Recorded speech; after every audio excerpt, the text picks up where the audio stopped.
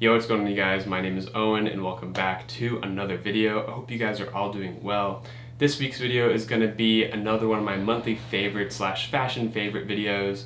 If you don't know how this series works, I'll start off the video with some pickups or just items I've been wearing a lot recently in the past month. And then I'm going to move on to some entertainment favorites. I have 2 movie recommendations for you guys to check out. And then finally, I'll finish off the video with some of my music favorites, stuff that I've been listening to on repeat the past month. It's one of my favorite series to do on this channel because it's so casual, just talk about things that I like or have been liking recently. So yeah, if you enjoyed the video, you know what to do. Drop a like down below. Feel free to comment any questions you have about anything in the video. I'd be happy to answer. Share the video with a friend. I'd really appreciate it, and subscribe to the channel if you are new, as it does help me out so much. I'm trying to be more consistent with the uploads recently, and the subscriber count is going up again, which I'm super stoked about because we definitely plateaued for a while. But yeah, and also I have been streaming on Twitch the past couple months. It is twitch.tv/heelbite. I usually stream twice a week on Wednesdays and on Sundays. So if you're around those days, feel free to stop by. It's lots of fun. We've got a nice little community. We've got a Discord and everything. I'll have that linked down below. I usually hang out in there, talk with you guys. It's some good fun. Yeah, let's hop right into the first pickup. So first up is one of my favorite and one of my most worn items recently, and it is this hoodie right here. This is from Groundcover. This is the most recent release from Groundcover. Avery released 2 different hoodies, 2 different colorways, I mean. There was like an orangey, dusty brown colorway, and then this really nice like dirt gray colorway. This one is dyed with chestnuts, I believe, and it has like this beautiful wash to it. It looks like a vintage hoodie. The fabric on it is a 12.5 ounce French terry, which feels super soft. French terry is obviously the way to go. It has to be French terry if it's a hoodie. And then because it is a unisex brand, I did go with a size XL based off of the size chart and also the sizes that the models were wearing on the website. I figured XL would be perfect for me. Since I didn't want a super oversized hoodie, but I didn't want like a snug hoodie, this is exactly what I was after. It's nice and roomy. I think I'm typically like a medium right now. I think like true to size medium. So XL obviously is a couple sizes above that. So I would generally recommend sizing up by a couple if you want like the same fit that I have. To run over some of the details, it does have a kangaroo pocket sitting up front. It does have the raglan sleeves, which is a nice switch up from the traditional sleeve that ends at the shoulder like that right there. It's got a nice oversized hood, perfect size for me. And then it also does have little drawstring eyelets, but no drawstring. So I guess you could throw one in there if you wanted to, which is a nice detail. Overall, it's got a nice cropped, wide in the body fit. Nice and boxy, which is generally what I like to go for with a hoodie. This was $320, which is a lot for a hoodie, don't get me wrong, but I think it's totally worth it for me at least. I've already gotten my wear out of it, and I can't wait to wear it more often. It's sort of like that nice, perfect weight going into the fall, winter. I wouldn't say it's like the hoodie you should be wearing when it's like freezing weather outside, because it is on the thin side. It's a really nice hoodie nonetheless, and I've been wearing it a ton. The color is amazing on it, and you know, I might grab the orange one. I think the color is really nice, but it is a bit out there for me. I would definitely wear that less often than this one. Yeah, let's move on to the next item. So next up we have a vintage pickup, and this is a bomber jacket, a vintage US Air Force bomber jacket, except this is not the typical MA1 silhouette that you would usually find these days. This is called the L2B model, which has a slightly different fit and a few other small design tweaks from the MA1, but I'm not too well versed in like the differences, so I won't speak too much about that. Let's talk about this one. It is in this beautiful like sage army green colorway, not a black, which I was looking for a black, but I don't know if black exists in this model. This is from the 1950s, so it's extremely, extremely old. You guys can see some of the wear and tear put into this piece is insane. It's got a lovely amount of character in it. On the back, one of my favorite details are these shoulder darts right there, which sort of gives it, I guess, like a better shape. Sits a little bit better on the arms. It does have these little snap epaulets, which I'm usually not a huge fan of epaulets, and I wasn't completely convinced on them when I bought this piece. However, I think they're really nice and subtle. They don't stick out too much. I think my pet peeve with epaulets is when they really poke out from the shoulder and they kind of sit and float. These ones just are really nice and discreet, and plus they serve a purpose too, so why not leave them on? It does have the traditional bomber jacket pocket on the sleeve right there, which has a zipper side and then a couple spaces, I think for pens or pencils. I could be wrong though. And then it does have your traditional bomber jacket pockets right there, really nice shape, snaps on them. And then one of my favorite details is actually along the waistband. You guys can see has this little panel that snaps across the front. I guess it's just to keep it more secure, maybe so the zipper doesn't break or anything, but it's a really nice subtle detail. It has been patched up quite a bit. You can see a patch right here. I'll actually go ahead and unzip it for you guys to show you what the inside looks like, because normally bomber jackets will have a really bright neon orange interior. So when you are stranded and you need rescuing, you just flip that jacket inside out and you're super visible. So it serves a purpose. However, I don't like it from a styling or a look perspective, because if you have your jacket open, having that like flash of orange just looks strange to me.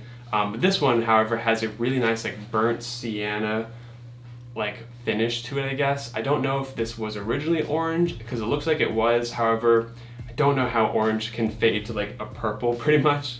But you can see how the patch has been done right there. It's just like such a beautiful color, and yeah, I wouldn't be afraid to like have this like show while I'm wearing it. And yeah, I think it's a really nice color. I much prefer this over that bright orange. Yeah, that's the inside of the jacket. This is tagged a size XL, but you guys know how sizing works over the years. It's really strange. This one is really nice and like oversized, but extremely cropped in the body, which is exactly what I was looking for in a bomber jacket. I wouldn't want one that's like super oversized and sits really long on me, or one that's just like tiny overall. This is like the ideal fit I was after. Yeah, it does have a knit collar right there. It doesn't have a flap collar, which a few bomber jackets from this era and also the Vietnam era do have like a flap collar, but I opted for the knit one, and then also does have a knit waistband and knit sleeves. Sits perfectly on me. Just overall the measurements are amazing. You guys will obviously see that in the on body, but yeah, that's it for this jacket. Actually, one more detail I forgot to mention. It does have the US Air Force logo printed on the sleeve right there. However, it's really worn and faded, so I don't know if it'll show up too well on camera. You can kind of see it. But that's it for this piece. Let's move on to the next one. So this next piece is a great one. This is a collaborative piece between my two friends, Jacob Hetzer and Ilya Goldman-Gubin. Ilya is an artist sculptor over in Berlin, and Jacob is obviously a designer in LA, and they've been friends for a while. They've done plenty of collaborations, they've been working together for a while, and they finally did a jacket release. They released this jacket in two different colorways, a blacked out colorway, and then also this white with black contrast stitching, which is such a nice colorway. Definitely stood out to me over the all black, just because I do have plenty of black jackets, as you can see. So why not mix it up and get a white one? It's a really cool piece. This is called the Sculptor Coat, and it's sort of based off of a chore jacket silhouette. So it does have your typical chore jacket pockets sitting up front right here, but then does have like some more asymmetrical pocket detailing. It does have a little one right here. You can see the stitching outline for the interior pocket. And then it also does have like a cool chest panel pocket right here you actually have to get into from the inside.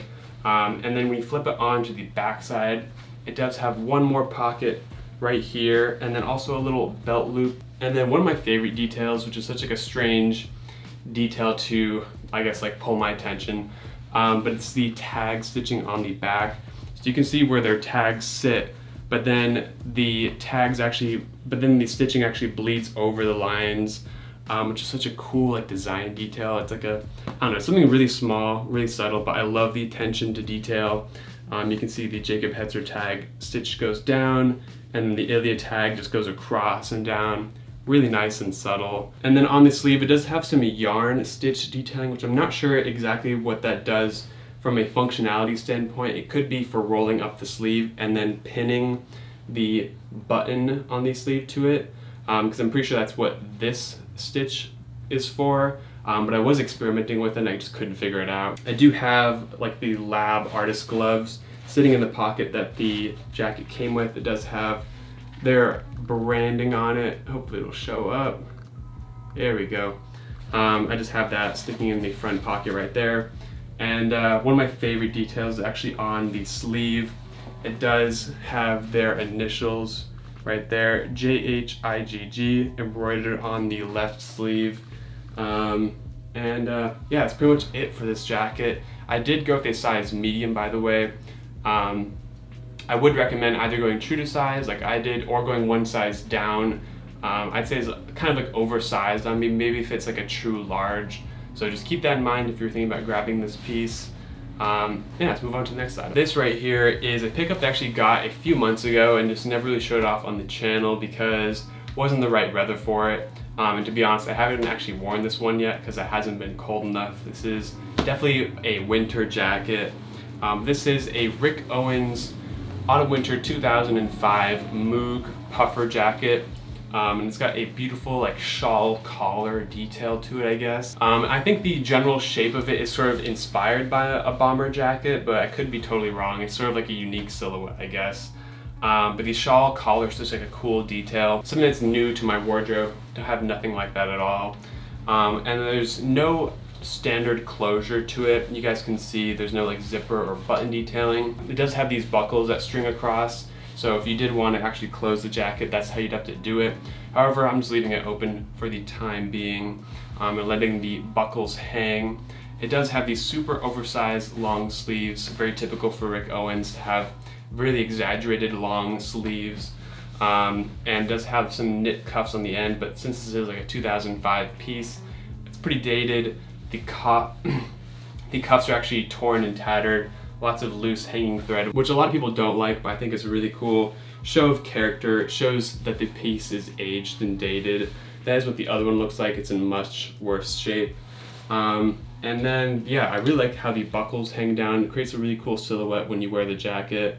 And then also these straps right here have nice string detail going on. It does have zipper pockets up on the front right there.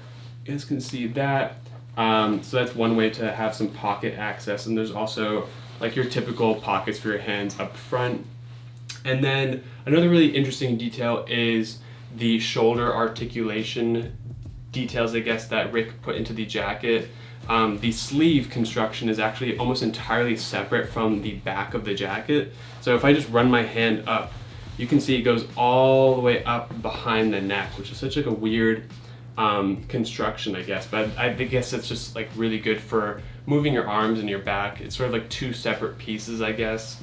And yeah, instead of the typical Rick Owens tag that you'd find on the back of the neck, it does just have the Rick Owens logo embroidered on this back panel, which is such like a weird element that I've never seen on any other Rick piece. Yeah, I got it for a great price. I think I got it off a guy on Grailed. Yeah. That's it for this one. Let's move on to the next one. So next up we have a couple of t-shirts. This first one I picked up from my friend Matthew over at Escape Pod. I've talked about him on the channel before. Really well curated vintage selection.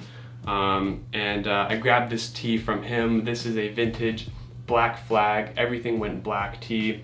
One of my favorite graphics of all time. I think it goes so hard.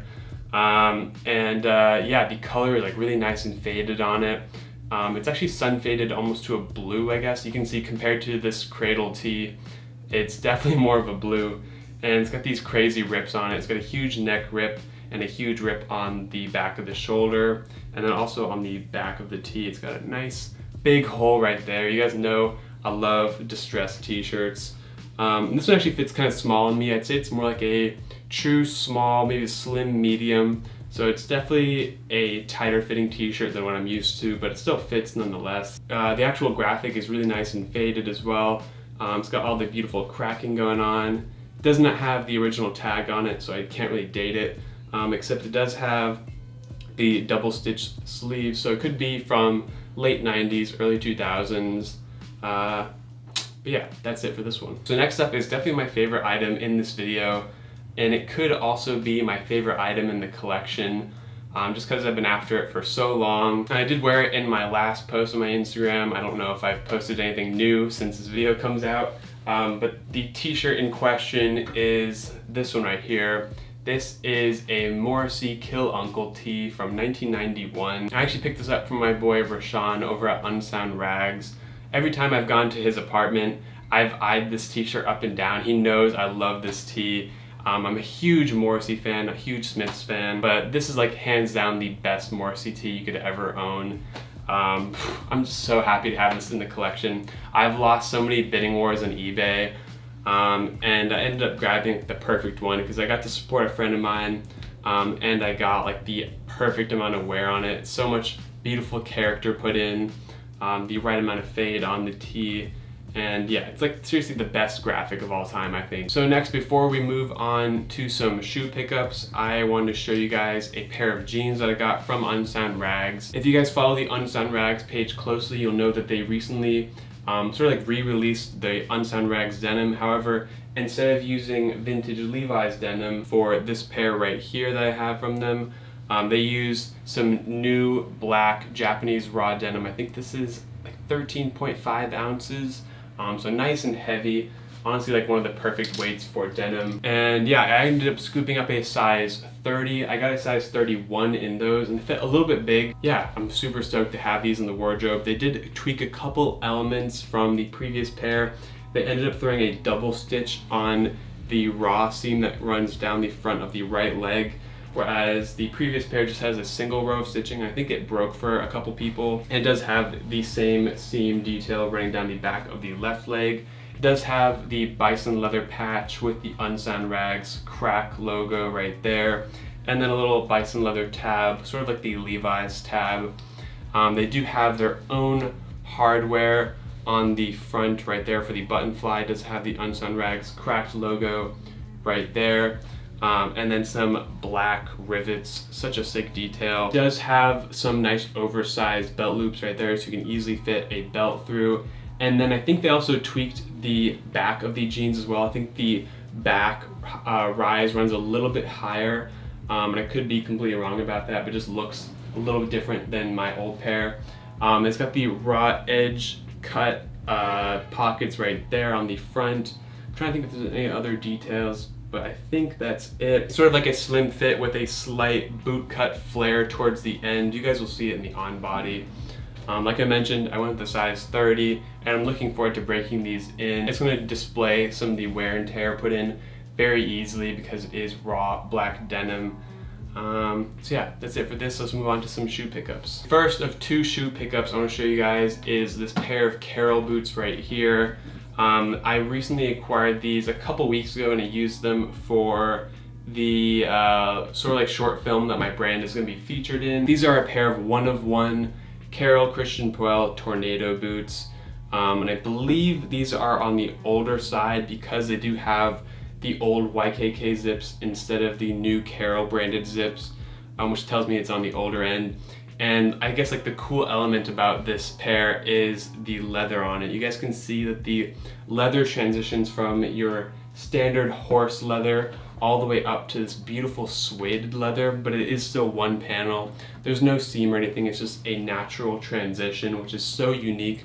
I've never seen this on a pair of boots before, but I think it's a really cool detail because it's not something that you'd see when you wear long pants. The long pants will obviously just hide that detail.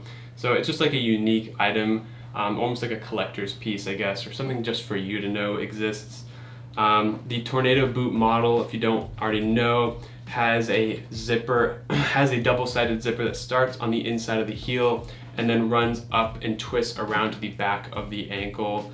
And actually during the filming process, both zipper handles on the inside of the boots actually fell off. I do still have one of them, but it's like an easy fix.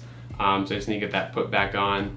And these are tagged a size CCP 7. It fits like 2 to 3 sizes larger than the numbered size. So this fits more like a true 9.5 to 10 US. Like almost all Carol boots, it will have the exposed shank on the bottom right there. It does have a Vibram sole put on as well, so these are ready to be beaten into the ground. They've already been beat into the ground. The actual leather texture itself is amazing. You guys can see the folding process is so good on these. And yeah, I'm just stoked to add these to the collection. You guys know me, I love my black boots. I've got a whole shelf and a lot more black boots sitting down there. And yeah, I think this is like a great one-off piece. Last for the shoe pickups, and then I'll show a accessory pickup. We have something that's totally different than my normal style, I guess. Something that's a little unexpected for a lot of people. These are the Oakley Flesh slip-on loafers from like the early 2000s, I want to say. Such a wild shoe, really comfortable though. I got these because I've really wanted them for a couple of years now. Just never pulled the trigger, and I found a great pair on eBay for an amazing price. I couldn't pass up on it. They've got this amazing sole detail. You guys can see it doesn't have like a typical sole shape. It's almost like an alien foot, I guess. It's such a wild shape. Yeah, I think this actual like silhouette has sort of inspired a couple luxury designers. I think the Oakley hiking boots I have are inspired by these. I think a Cold Wall has been inspired by these a little bit. Yeah, it's amazing paneling. It's very like futuristic, very organic looking. I think organiclab.zip pushed these really hard a few years ago, which has probably inspired me to want to get a pair. Super comfortable, can wear them around the house, can go for short walks, yeah, another little weird pickup to show you guys. And last but not least, for the pickups, I have a pair of sunglasses. This is actually another Oakley pickup, funny enough. I finally picked up a pair of Oakley sunglasses. I'll throw them on so you guys can see what they look like. I actually don't remember the model name, but this is the model that you're able to customize, and I just blacked it out entirely because the black one that they offered, just like pre-made, had a couple things I didn't like, and I changed and removed a couple pieces. But yeah, I grabbed a pair of Oakleys. I think Oakleys have an amazing shape, and I feel like a lot of the other sunglasses I have right now are a little too smart and dressed up, and when I just want to go super casual, these are the way to go. You know, like I'm not afraid to beat these up. I know these will stand the test of time. They're very rigid, but they're also like really flexible at the same time. They won't break easily. So yeah, I really want to pick something up that's a little bit different than my usual rotation. I think the shape is amazing on them. Oakleys are like such a wild shape. So yeah, that is it for those. Let's move on to some entertainment favorites. So I have two movies I want to recommend to you guys. I won't talk about them for very long. They're both German movies, and they're both from the 1970s, and they also feature like the same lead actor, I guess, or one of the lead actors. The first one is called The American Friend, which was directed by Wim Wenders. It's from 1977, and just to run over the like story synopsis or some of these story elements, it's about this American guy who's an art forgery dealer, goes over to Germany to sell some art, and then he gets involved in a plot to murder and basically to assassinate for money. It involves this guy who is a native German who is a framer, so like a framer in the sense of like framing paintings. He gets wrapped up in the whole thing because he's dying from cancer, and yeah, the styling in the movie is brilliant. It's really nice and subtle. The outfits are really cool. The visual storytelling is amazing. There's some really beautiful shots in the movie. And yeah, it's something that I don't think a lot of people have seen. I was recommended this, actually both movies by a friend of mine. And the other one, which is Nosferatu the Vampire, which is the 1979 remake. The original, I believe, came out in like the 20s or 30s. So this is sort of like a semi-modern take on the movie. Not a shot-for-shot remake, but there are a lot of the exact same shots as in the original. This is also a German movie.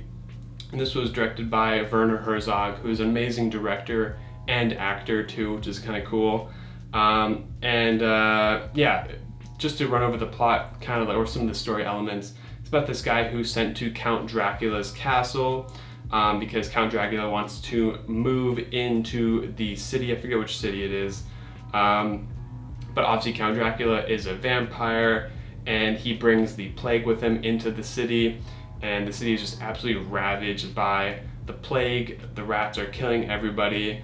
Yeah, it's about like this couple who kind of like tried to defeat Count Dracula because the husband is becoming a vampire and all that. So it's a really cool movie. Highly recommend checking it out. Some of the best shots I've ever seen in a movie. Like, I want to pull tons of inspiration from this movie because there's like some really beautiful silhouettes and shapes going on in some of the shots. It is in color, by the way, whereas the original Nosferatu is black and white, but it doesn't really rely on color too much. I don't know, it's hard to explain.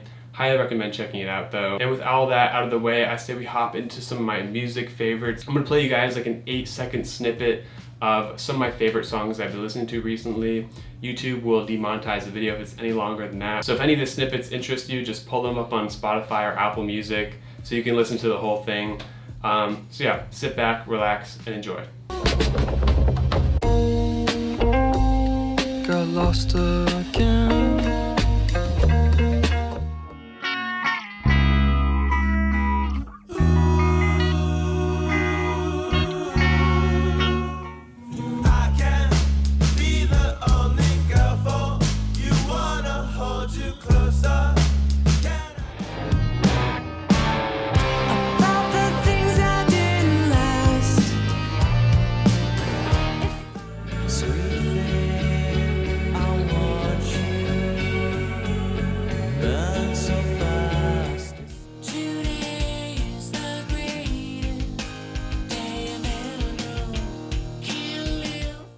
And that's going to do it for my monthly favorites for the month of September. I really appreciate you watching to the end. If you enjoyed the video, please drop a like down below as it helps me out so much. Share the video with a friend and subscribe to the channel if you are new. I'm trying to stay semi-consistent with the uploads. I've got the next couple videos planned out for you guys. So yeah, stay tuned for that, and I will catch you guys in the next video. Have a good day. See you next time.